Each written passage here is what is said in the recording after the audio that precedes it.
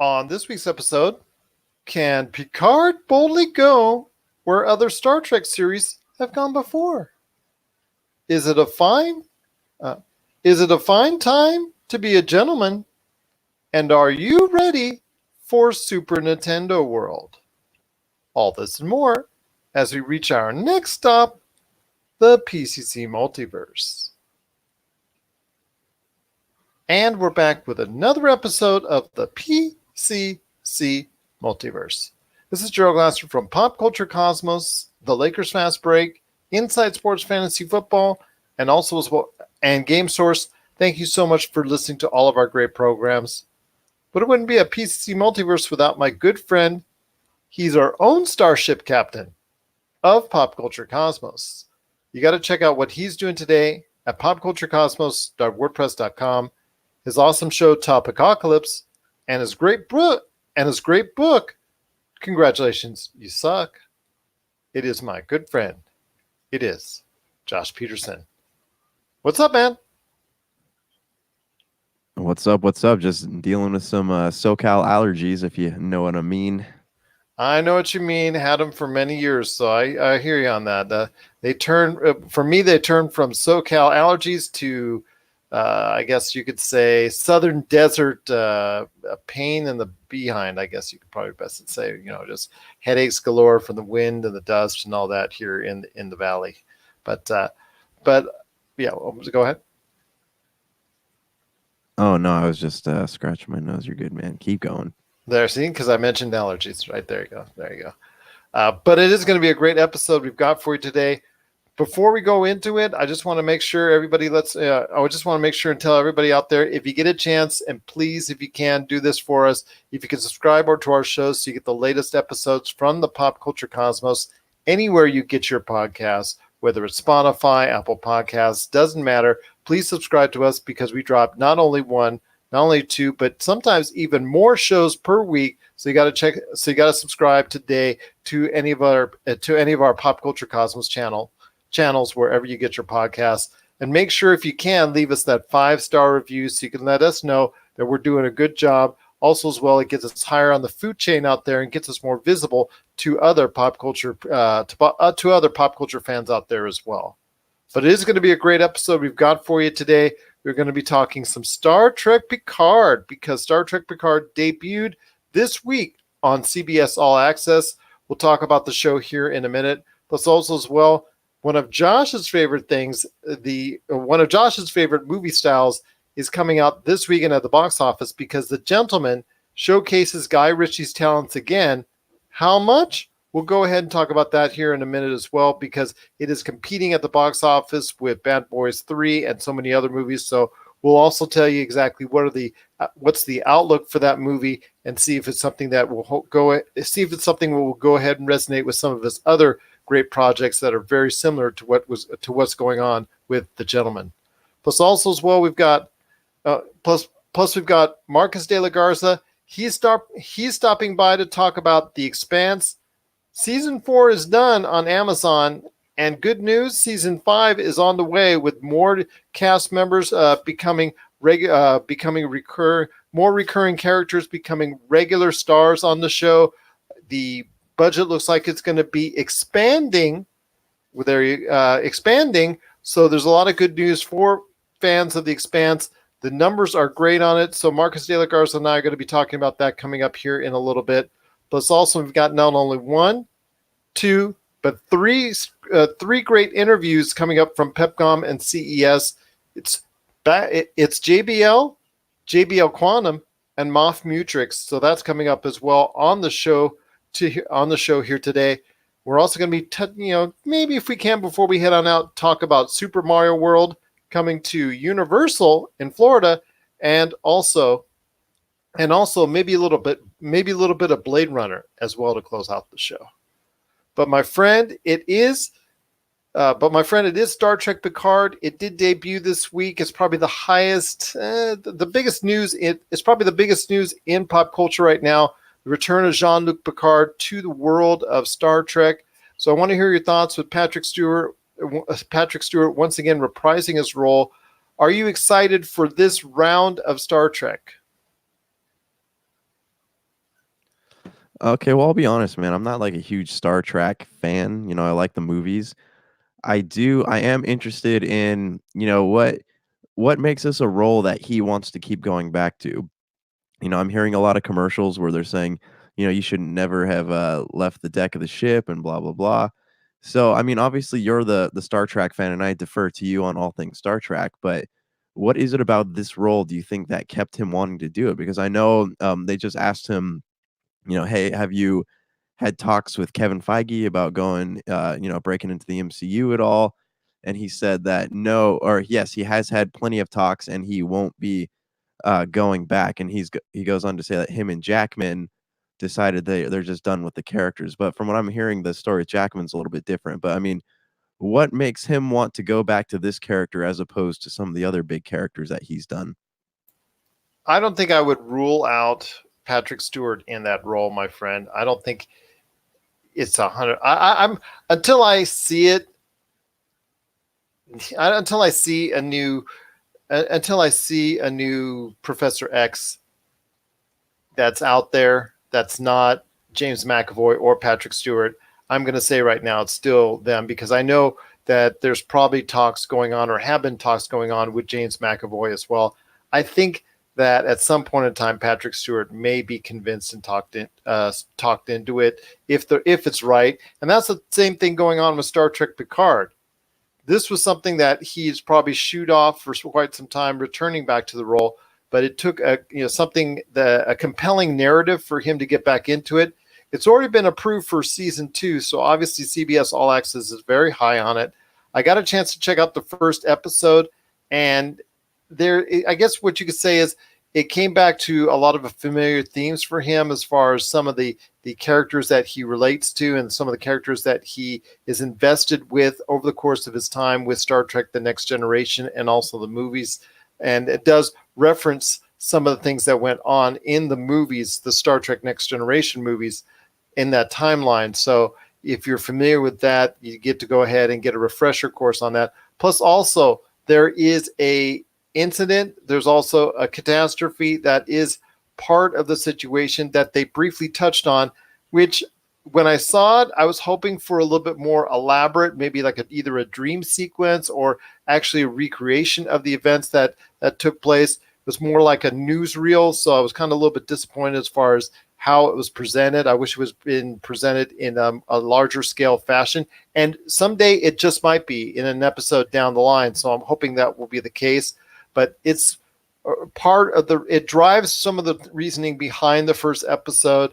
I will tell you that the individual that he meets up with that he had not met before helps really just carry things along in the episode very well. And I think it was just a nice way to go ahead and get Picard in it and get reasoning why Picard needs to go ahead and suddenly take up the mantle once again of being out in front in the world of space adventure and space exploration. So it gives a lot of reasoning why he needs to get back into the life at once he and pretty much the viewer, at least at first, thinks he's retired back at his winery in France. But something drew him out, and it's for a good reason and it's for a good cause. And it's not exactly the action slam bang blockbuster type first episode that some of these shows have. It gets you into it gradually, and it gets more interesting as the episode goes on. So I was very intrigued by the end of the episode, and it made me wanting more. And I thought it got off to a better start than Star Trek Discovery, in the sense that I thought the pilot episode was a little bit better than what Star Trek Discovery's was. But then again, Star Trek Discovery has more than made up with it for outstanding seasons and outstanding episodes since then that have been very compelling. So I'm hoping that will continue with Star Trek Picard. It is different timelines. So if it's a totally different timeline than what you're seeing in Star Trek Picard than what you're seeing with Star Trek Discovery. I know for the casual fan or someone that's just tuning in may not be able to differentiate that, but it is dealing with two different timelines here. So they're pretty much like two separate shows within the Star Trek universe is pretty much what you have to detail, pretty much what you have to go ahead and do is disassociate one from the other. But it got off to a good start, a little slow. Like I said, it's building up to something better and something bigger within the narrative. So I'm hopeful for a good future for Star Trek Picard. I know CBS All Access is behind it, and the production values were very good on it. So I was very impressed with what I saw from the first episode. Could have been better, but like I said, I give it a solid 7.5, 8. Even I give it a solid between a 7.5 and an 8. Do you think that we'll ever get like a Crisis on Infinite Earths type thing where they do cross over some of these Star Trek timelines? Well, that's the thing. They've never been able to really get everything aligned as far as the 100% between what's going on with Star Trek Discovery, where that falls, because that falls before the events of the Chris Pine, Zachary Quino Star Trek, and this takes place, I think, within the constructs of a different timeline as well, because you also have where he was with the Captain Kirk from before, so it's really hard to go ahead and place this all out, but it's kind of confusing at times if you really want to go ahead and think about the timeline of it. But I'm hopeful for something like that, so where they can combine it for like one type of event. I mean, they could theoretically do that because it's out in space. They could theoretically go ahead and jump time back and forth. In fact, Star Trek Discovery just did that, and in its new season, we'll go ahead. There'll be a massive time jump way forward in the future. So there is the theoretical possibility that he could go ahead and combine universes with Star Trek Picard if they need to go ahead and do so. Yeah, because it feels like that's another one of those properties where you have fans across all different walks of life. You have people who are new to the show, people who are old to the show, people who have been watching it since the days of William Shatner's Kirk. Like there's people from all different walks of life, and a lot of these actors are still alive. So it feels like now, minus Leonard Nimoy, but it feels like now is the time to kind of do something like that, to give people that crossover before we lose more actors to old age or whatever force might take them from this world. Absolutely. So it looks like it's going to be a very interesting show. I'm going to stay tuned to it every Thursday on CBS All Access, and I hope everyone out there that enjoys the Star Trek universe and likes the return of Picard. I know that was something that a lot of people were kind of wary of with the nostalgia and all that, because you and I have touched on quite recently, and in many of the episodes that we've done over the course of 3 years, is nostalgia. People, these film companies, these TV companies, banking sometimes too much on nostalgia. But for right now, this looks like a home run for another home run for CBS All Access. Star Trek Discovery has been a big hit for them. And I think as long as the storyline stays consistent, that Star Trek Picard will be a hit for them as well. What are your thoughts out there on Star Trek Picard? Did you like episode 1? Are you excited for the future of Star Trek Picard? Share us your thoughts, popculturecosmos@yahoo.com. Well, before we hit our first break and JBL, and our interview with JBL from Pepcom, I wanted to ask you real quick, my friend, in regards to The Gentleman at the box office, because it is hitting here domestically. It's already been released in markets internationally already, but it is coming. It is here. It's debuting in theaters this weekend here in the U.S. It's not expected to do gangbusters. It's doing, projected to do a little bit over $10 million this weekend at the box office, which is, I guess, okay for a January movie, as long as it is doing well overseas. So I ask you, my friend, the reviews are kind of mixed. It's right now a 50 on Metacritic, so I'm not sure about how this will stack up with some of the other Guy Ritchie movies that are similar in nature to these British crime dramas that he likes to make. I say dramedies because they have a little bit of comedic nature into them. How does this fit in with Revolver? How does this fit in with Lock, Stock, and Two Smoking Barrels? And of course, Snatch, which, in his career seemed to be the movies a lot of people point towards to. This is a return to that type of genre.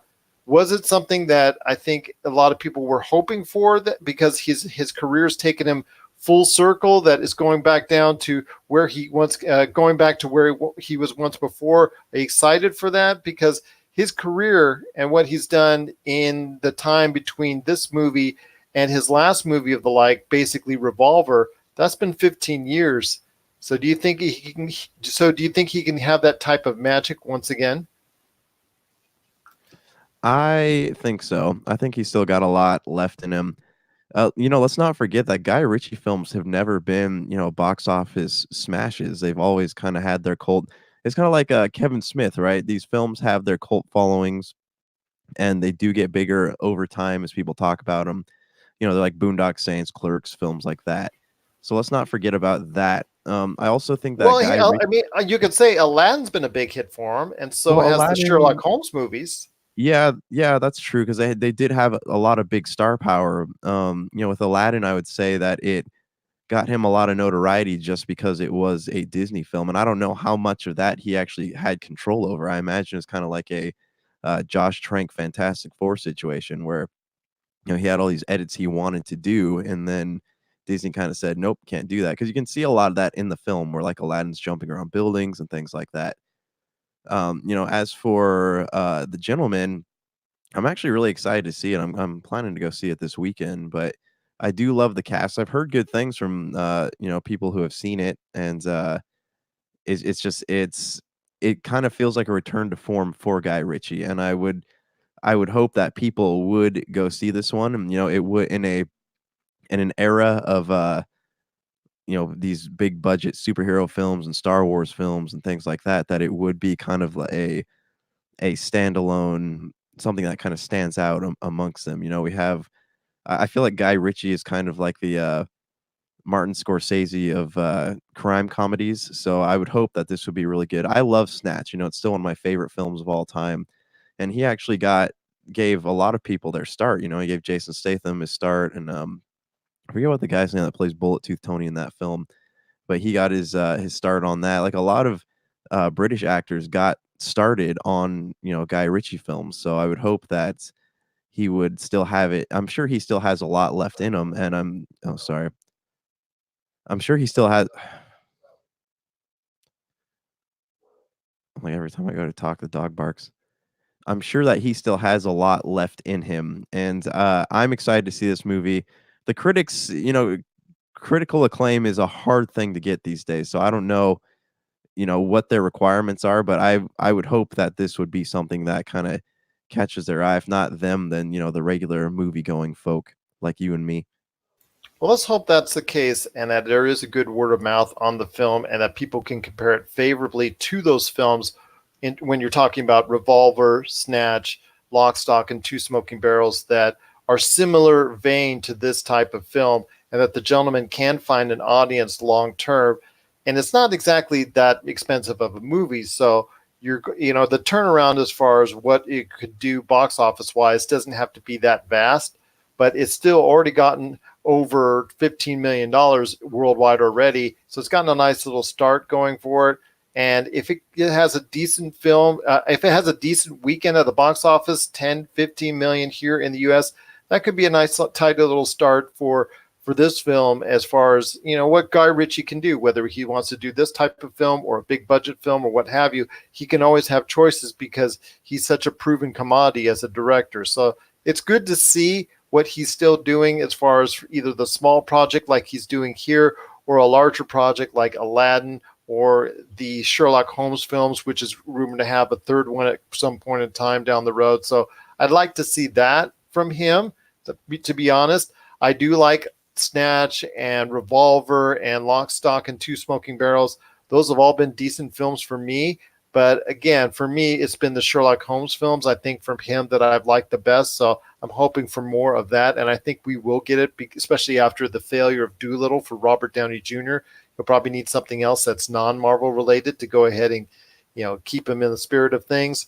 But like I said, it's still going to be a great weekend for the box office. I mean, Bad Boys 3 is still, going to be doing around $30 million this weekend. So that's still very, very good as it reaches towards $100 million and here $100 million here domestically. So it looks like it's going to be a nice hit for Sony. You still have 1917 still doing great numbers as it heads towards the Oscars. And I think as long as the gentleman, get some love at the box office, I think that's all you need, even a week or two. I think that'll show the film companies that will allow Guy Ritchie to continue to do whatever he wants, whether it's these small London, UK-based films that he likes to make and that he did make to get his, to get his initial jump into the director sphere, or if he wants to go ahead and do something more big budget. So hopefully we can go ahead and continue to see him doing the projects that he wants to do going forward, because he is a very good director and I'd like to see more from him down the road. And also he is a master of his craft, dialogue, editing. He's great at all of it. It's a shame that people don't really, care to give these smaller flicks a chance, with modern critics are kind of snobby, as I have those feelings about them. Yes, But but yeah, you've I reviewed hope that. movies and you're not so snobby. No, I know, but like I don't have like a standard of things I go in looking for when I review films. It doesn't entertain me. Is it not like obnoxiously political? That's kind of my big criteria. But I feel like today's standard when it comes to film reviews is it has to fill a certain amount of requirements, and I think that we're missing the days when films used to just be films, and not didn't have to make a statement to get people to watch them. Fair enough. So here's hoping that the gentleman will go ahead and have a good weekend at the box office. I mean, there's again, it's facing against a lot of stiff competition in Bad Boys 3, 1917. Jumanji: The Next Level, Star Wars still out there. So there's a lot of films that a lot of people can see out there that's pretty much a nice broad context of films, of the type of films that are out there. And the gentleman, hopefully it will find his niche at the box office this weekend. What are your thoughts out there on The Gentleman? Probably a lot better than The Turning, because that horror movie looks like it's not going to do so well at the box office this weekend. But The Gentleman just might. Share us your thoughts, popculturecosmos@yahoo.com. Well, coming up next, we've got an interview with Jamie Monroy and Jamie Monroy of Game Source and myself at PepCom, talking to the great folks at JBL. Then right after that, our interview with Marcus de la Garza starts on the future, on the most recent season of The Expanse, season 4. And then right after that, it is going to be Moff Mutrix coming up in just a couple minutes. Right around the halfway point, Moff Mutrix will be there. Moff Mutrix, an interview we did with them at PepCom. And then right after that, our second part of our interview with Marcus de la Garza. Once again, a lot of stuff going on. Plus after that, we've got JBL Quantum, which is different from JBL. One's their regular stuff, and then the other, JBL Quantum, is for their gaming headset wear. And then after that, we'll close out the show with some thoughts on Super Mario World and also Blade Runner as well. This is the PCC Multiverse. And we're back to close out the show. This is the PCC Multiverse. If you need a listing of where we're at, because we're being played all around the world 7 days a week on great radio stations worldwide, just check out our listings today. Pop Culture Cosmos and Game Source on Facebook, where the schedule's right there, and many of our podcast outlets as well. Well, Josh, I know you got Topicocalypse, and congratulations, you suck, going out there. So share us what's going on with Topicocalypse and your awesome book. Congratulations, you suck. Hold on, there's an airplane going over.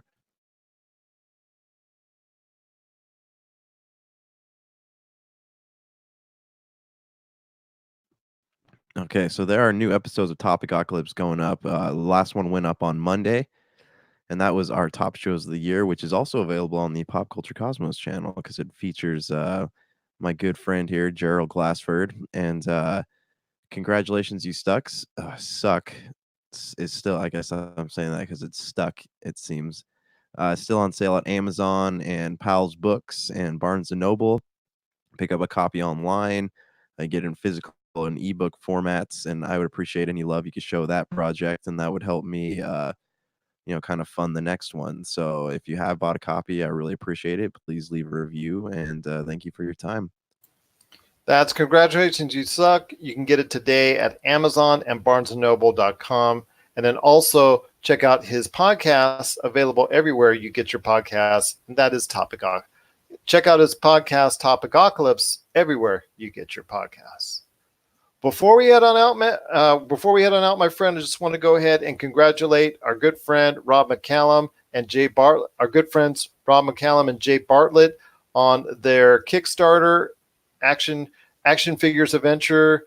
Action figure adventure did exceed its expected Kickstarter, so there's still a lot of stuff you can go ahead and help them out on. So check out Kickstarter.com today. There's still tiers that that you can go ahead and help them break in order to get hard copies of the film and things of that nature. So check it out today. Action figure adventure on Kickstarter.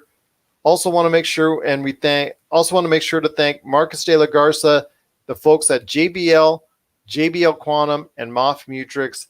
Thank you so much for being a part of the show today and allowing us to go ahead and share some thoughts on not only the world of consumer electronics, but pop culture as well.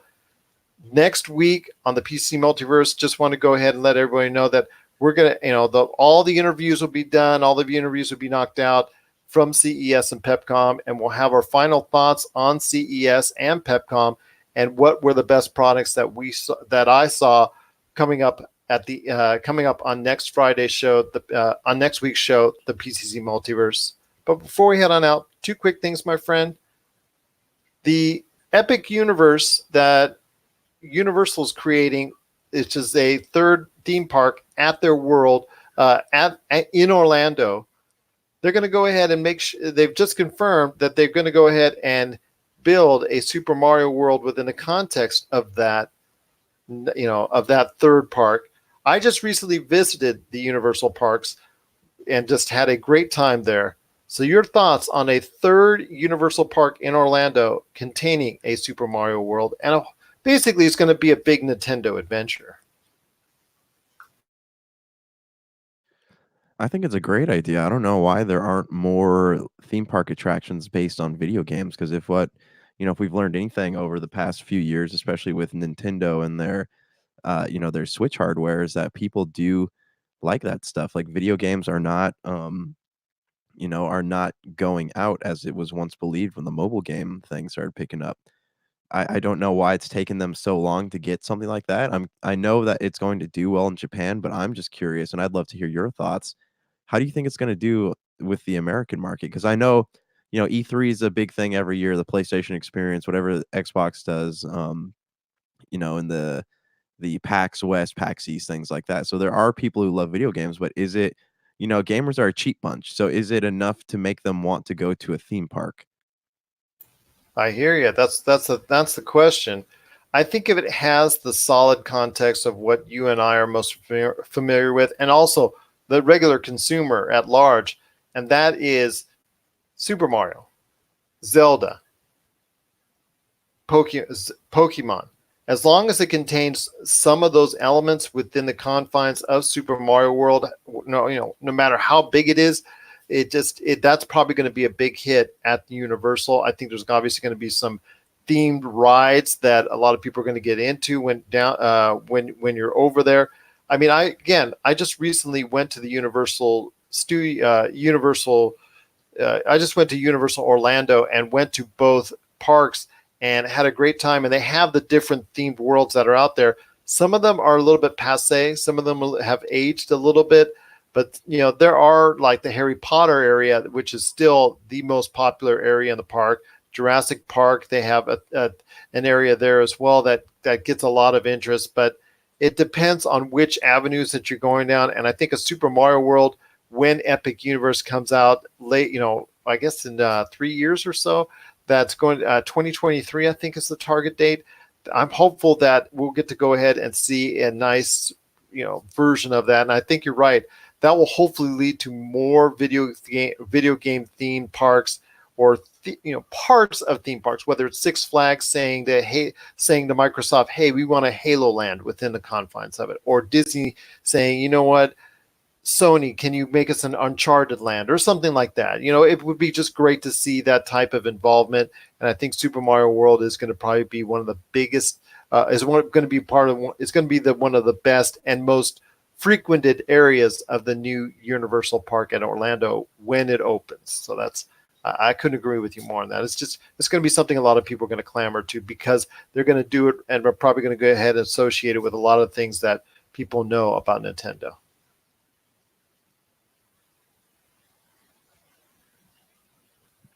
Yeah, I would hope so. I'd also hope, I mean, it would be cool to use that as a tool for, so maybe people who aren't so into video games would go there and wonder like where these properties came from. Yeah. And would they stick to just like Zelda and Mario, or would they eventually incorporate all kinds of things, Donkey Kong, Splatoon, all these Nintendo exclusive properties, Pokemon even would be a good one. I just like, I hope that it is something that garners an interest here in the US, and I'd love to see like what kind of merch they're selling there, because I know Knott's Berry Farm down here sells a lot of Nintendo apparel here. So I think this is just kind of the beginning, and I hope that it ends up being big enough to maybe come down to Hollywood also. Same thing here, my friend. Same thing here, my friend. I hope it does so that both coasts can have a representation of a Super Mario World that they can be happy with, and that a lot of other people frequenting the parks can be happy with as well. Well, before we head on out, my friend, I just want to mention that on our Monday show, Josh and I not only are going to have not only going to have our final CES interviews, we're also going to have as well Josh and I talking at length about Disney Plus, where it stands right now, some of the things that have gone on in regards to series going forward, our thoughts on it. Now that there's kind of a lull after The Mandalorian, what's going on? People are is it worth retaining for the long term? The shows, some of them, their status, there's some shows in flux right now. There's some series in flux right now at Disney. So we'll talk about that lead into Star Wars and Marvel. So we're going to go ahead and speak on that and basically speak on the state of Disney Plus and where it stands right now on our Monday show, The Pop Culture Cosmos. Before we head on out, my friend, I want to go ahead and talk to you real quick. Denis Villeneuve, the director of one of our favorite film of 2017, Blade Runner 2049, he said he wouldn't mind going into the Blade Runner world one more time, but he said it wouldn't be he said he wouldn't be ending the trilogy. He said it would go off into another part of the Blade Runner universe. Disagree or agree? No, okay, so I think the Blade Runner universe is so vibrant and so full of story potential that it would be a shame not to go back to it in any form.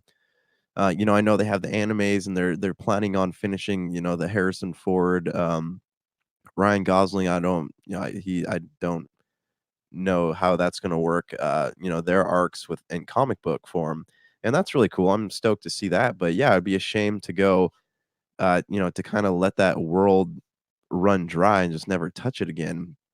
And who owns Blade Runner? Is that Fox now or Disney? I can't remember.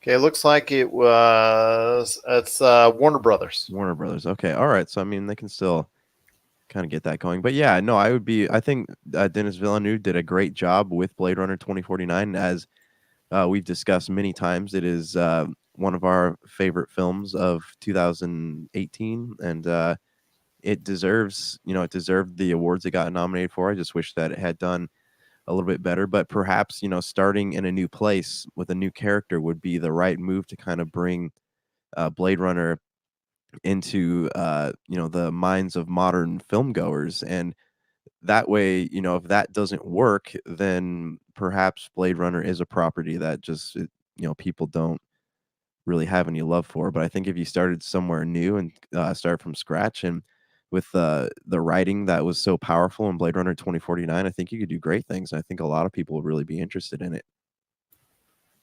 I still think at some point in time you need to end the trilogy of the Blade Runner series, whether it's a 2049, 2052, 2079, or whatever. You still need to end that trilogy, especially, because Harrison Ford is not getting any younger. I would still like to see some type of resolving with that, including Ryan Gosling, who did an outstanding job in the film. But yes, that that world, that universe of Blade Runner is very vibrant, and I would like to see something else within that confines of the universe and not totally be ignored forever. So it's great to see Denis Villeneuve have an interest in it, have an interest in the Blade Runner universe, but I'd still like to see a trilogy completed because you and I both loved Blade Runner 2049, and I think it would be really hard to not have a great film to end that trilogy. And I would like to see the Blade Runner universe expand upon, whether it's through an ending of the trilogy or whether through it's another idea that Denis Villeneuve comes up with, or one or the other. Doesn't matter to me. Yeah, I feel like it would be really cool to revisit that world, and I'm sure, if Dune does well enough, and with him making these comments, there will be conversations at some point about it. So I just, let's keep our fingers crossed and hope that, even in the telling of a different story in the universe, maybe they could show us what happens to Harrison Ford and Ryan Gosling in those films. Dune, however, is another conversation for another day we're going to have. And as it gets closer to that film's release, you and I will be talking about Dune. But for Blade Runner, we would definitely like to see something down the road for that universe. So for Josh Peterson, I'm good. I think we're good. Okay, sorry, I wasn't sure if you want me to add on to that. No, I was just thinking if I want to add something else. No, I'm good. Okay, so we'll talk about Obi-Wan another day. Oh yeah. Disney right. Plus on Monday. All right, sounds good. I'm seeing all these reports coming up, update. Yeah. Yep. We'll be talking about that on Monday's show. So for Josh Peterson, this is Gerald Glassford. It's another beautiful day in paradise right here in the PCC multiverse. We thank you for listening. And here's hoping you have yourself a great day.